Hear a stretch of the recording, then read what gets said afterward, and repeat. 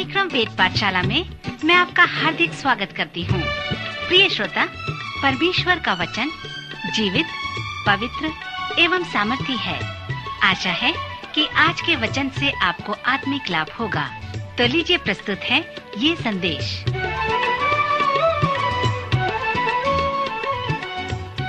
प्रिय श्रोता मित्र, पवित्र शास्त्र के इस अध्ययन में आपकी उपस्थिति हमारे लिए आनंद का विषय है। आज पुनः वेद पाठशाला कार्यक्रम में आपका स्वागत है। मित्र, यह पुस्तक संसार का सबसे महत्वपूर्ण पुस्तक है, क्योंकि यह परमेश्वर का वचन है। हमारे सर्वेक्षण ने हमें पुराने नियम के नबियों की पुस्तक तक ले आया है। इन दिनों में हम मीका की पुस्तक का सर्वेक्षण कर रहे हैं, जिसमें मीका ने हमें शासन से संबंधित एक अच्छा और सकारात्मक संदेश दिया है कि शासन को कैसे होने चाहिए। इस सकारात्मक संदेश के साथ साथ वह बाबुल की बंधुआई और बाबुल की बंधुआई से उनके वापस आने के विषय में भी भविष्यवाणी की है। वह इस प्रकार लिखता है, अब तू क्यों चिल्लाती है? क्या तुझ में कोई राजा नहीं रहा? क्या तेरा युक्ति करने वाला नाश हो गया, जिससे जच्चा स्त्री की नाई तुझे पीड़ा उठती है? हे सियोन की बेटी, जच्चा स्त्री की नाई पीड़ा उठाकर उत्पन्न कर, क्योंकि अब तू गढ़ी में से निकालकर मैदान में बसेगी, वरन बाबुल तक जाएगी। वहीं तू छुड़ाई जाएगी, अर्थात वहीं यहोवा तुझे तेरे शत्रुओं के वश में छुड़ा लेगा। पिछले चरण में हमने मीका भविष्यवक्ता से सीखा था कि मसीहा का जन्म कहाँ होगा। इसके साथ साथ उसने मसीहा के दूसरे आगमन के विषय में भी भविष्यवाणी की है। अपने प्रकाशन में मीका ने परमेश्वर के लोगों को तितर बितर होना और परमेश्वर के प्रतिशोध के विषय में बताया है। मीका ने असुरों के हमले के विषय में भी भविष्यवाणी की है। क्या आपको स्मरण है कि जब असुरों ने यहूदा पर धावा बोला तो वे यरूशलेम के फाटक तक चले गए थे। यह उस समय की बात है जब यशाया को नबी होने के लिए प्रकाशन मिला था। सो मीका उसके विषय में बातें करता है और ये वर्णन करता है कि यर्मिया की भविष्यवाणी से कैसे असुरियों से यहूदा के लोगों का बचाव हुआ। फिर भी मीका बाबुल की बंधुआई के विषय में बातें करता है और उस बंधुआई के अनुभव का वर्णन करता है कि इसके द्वारा यहूदा के लोग जो मूर्ति पूजा के पाप में फंसे हैं मुक्त हो सकेंगे। वचन में हम पढ़ते हैं जहां इस प्रकार लिखा है, मैं तेरी खुदी हुई मूर्तें और तेरी लाठें तेरे बीच में से नाश करूंगा, और तू आगे को अपने हाथ की बनाई हुई वस्तुओं को दंडवत न करेगा। मैं तेरे नगरों का विनाश करूंगा और मैं अन्य जातियों से जो मेरा कहना नहीं मानती क्रोध और जलजलाहट के साथ पलटा लूंगा।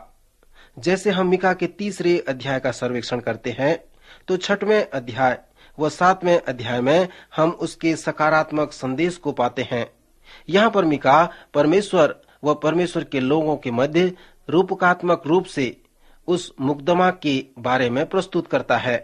वह प्रचार करके कहता है, उठकर पहाड़ों के सामने वाद विवाद कर और टीले भी तेरी सुनने पाए। हे पहाड़ों और हे पृथ्वी के अटल नेव, यहोवा का वाद विवाद सुनो, क्योंकि यहोवा का अपनी प्रजा के साथ मुकदमा है और वह इस्राएल से वाद विवाद करता है। हे मेरी प्रजा, मैंने तेरा क्या किया और क्या करके मैंने तुझे उकता दिया है? मेरे विरुद्ध साक्षी दे। मैं तो तुझे मिस्र देश से निकाल ले आया और दासवत के घर में से तुझे छुड़ा लाया और तेरी अगुवाई करने को मूसा, हारून और मरियम को भेज दिया। हे मेरी प्रजा, स्मरण कर कि मोआब के राजा बालक को तेरे विरुद्ध कौन सी युक्ति की और बोर के पुत्र बिलाम ने उसको क्या सम्मति दी है, और सित्तीम से गिलगाल तक की बातों का स्मरण कर, जिससे तू यहोवा के धर्म के काम समझ सके।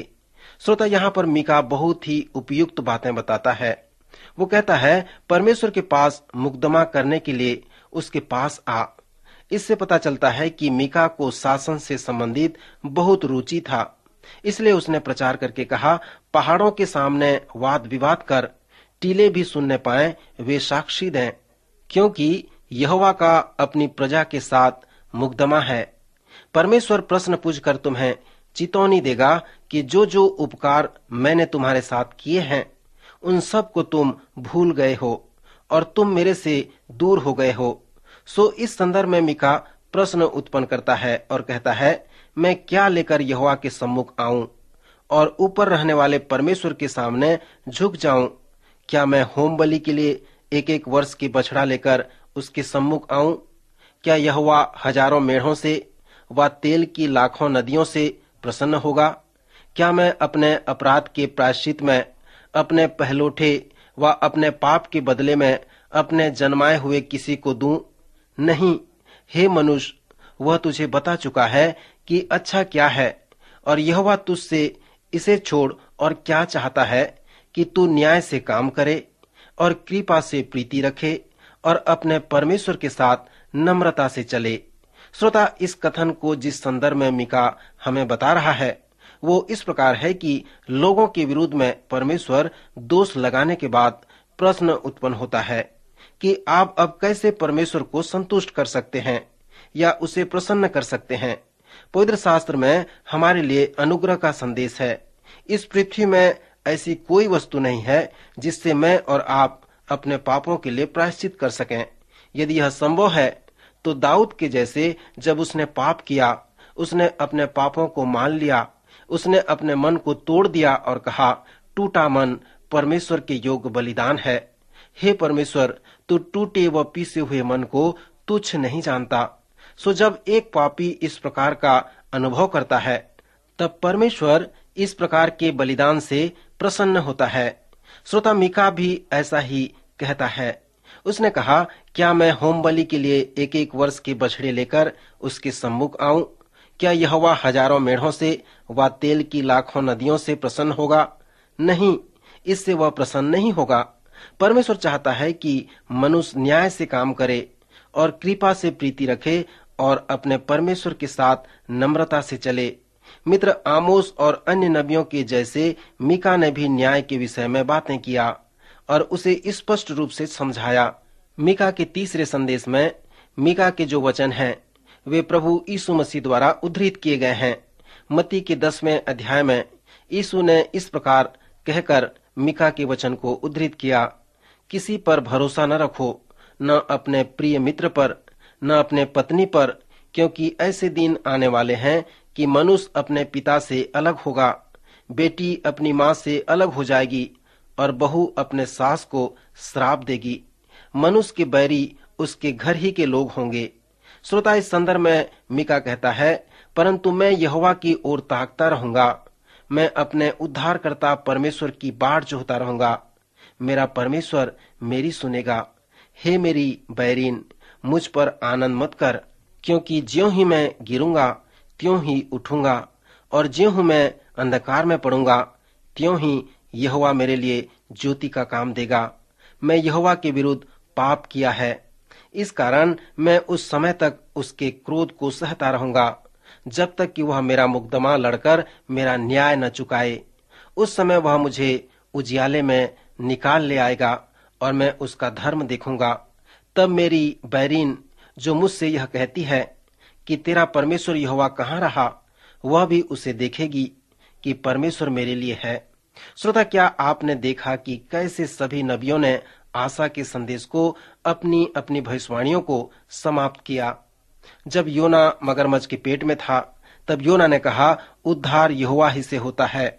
सो जब योना ने ऐसा कहा तब परमेश्वर ने उस मगरमच्छ के पेट में से उसे बचा लिया। इन सभी नबियों ने आशा के संदेश का प्रचार किया।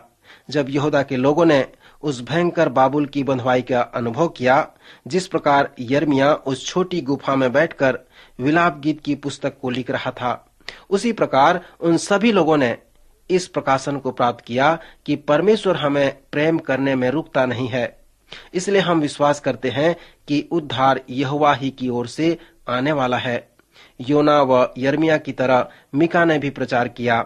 उसने कहा, यद्यपि मैं अंधियारे में बैठा रहूं, फिर भी यहोवा स्वयं मेरे लिए ज्योति का काम करेगा और मैं जानता हूं कि वह मुझे दंड दे रहा है, क्योंकि मैंने उसके विरुद्ध में पाप किया है। परंतु जब वह मुझे दंड देना समाप्त करेगा तो वह मुझे अंधियारे से उजियाले में निकाल ले आएगा और मैं उसका धर्म देखूंगा। पुराने नियम के समय में हम इस आशा को देखते हैं कि आने वाले दिनों में कुछ अच्छाई मेरे साथ अवश्य होगा। भजन 34 में दाऊद उस महान आशा के संदेश का प्रचार करता है, अर्थात हे यहोवा, जैसी तुझ पर हमारी आशा है वैसे ही तेरी करुणा भी हम पर हो। इसी प्रकार मीका ने 6वें अध्याय के 9वें पद से लेकर 7वें अध्याय के 10वें पद तक प्रचार किया। उसके तीसरे संदेश में उसने सकारात्मक रूप से आशा के विषय में प्रचार किया। उसने कहा, मैं उसका धर्म देखूंगा, अर्थात मैं उसके भलाई व करुणा को देख सकूंगा। मीका के इस तीसरे संदेश का अंत भी भविष्यवाणी के प्रकाशन के साथ समाप्त होता है। अंतिम समय के विषय में मीका ने प्रचार किया, तेरे बाड़ों के बंधन के दिन उसकी सीमा बढ़ाई जाएगी। उस दिन अश्शूर से और मिस्र के नगरों से और मिस्र और महानद के बीच के और समुद्र और पहाड़ के बीच के देशों से लोग तेरे पास आएंगे, तो भी यह देश अपने रहने वालों के कामों के कारण उजाड़ ही रहेगा। हे परमेश्वर, अपनी प्रजा की चरवाही कर, शांति के साथ जीवन व्यतीत करने में उनकी सहायता कर, उन्हें आशीष दे। श्रोता, यहाँ पर भविष्यवाणी का प्रकाशन है जो अभी तक पूरा नहीं हुआ है। फिर से वो कहता है, यरूशलेम वो स्थान होगा जहाँ पर संपूर्ण पृथ्वी मसीहा द्वारा चलाया जाएगा। सो वह कहता है कि हे परमेश्वर, आ और अपनी प्रजा की चरवाही कर। मीका भविष्यवाणी करके कहता है कि संपूर्ण पृथ्वी के लोग यरूशलेम में तीर्थ यात्रा के लिए आएंगे और ये जानने पाएंगे कि सचमुच में यरूशलेम शहर एक पवित्र शहर है। श्रोता, आज हम देखते हैं कि यरूशलेम शहर एक पर्यटक स्थल है और इसके द्वारा हम मीका के भविष्यवाणी को पूरी होते हुए देखते हैं।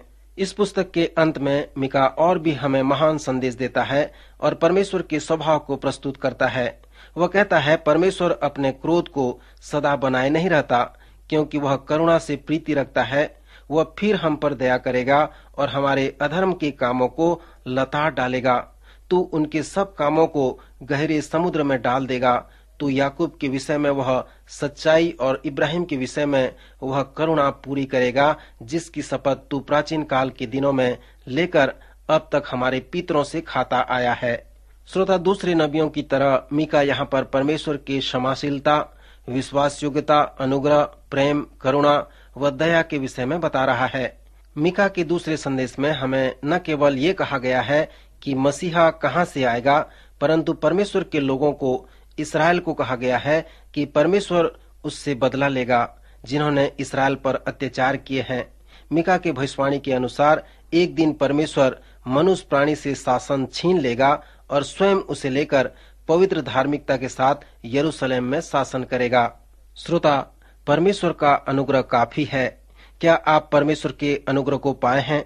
यदि नहीं तो उससे प्रार्थना करें, उससे अपना अनुग्रह मांगें। प्रभु आप पर अनुग्रह करेगा।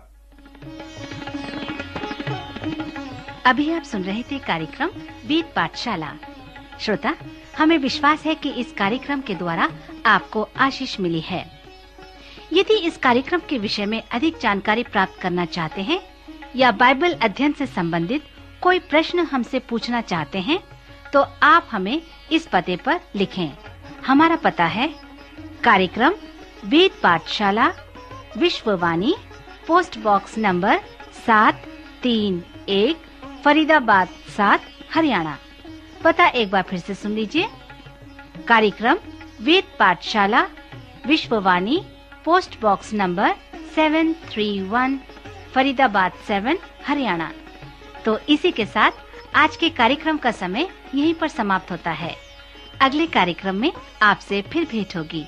तब तक के लिए हमें आज्ञा दीजिए। नमस्कार।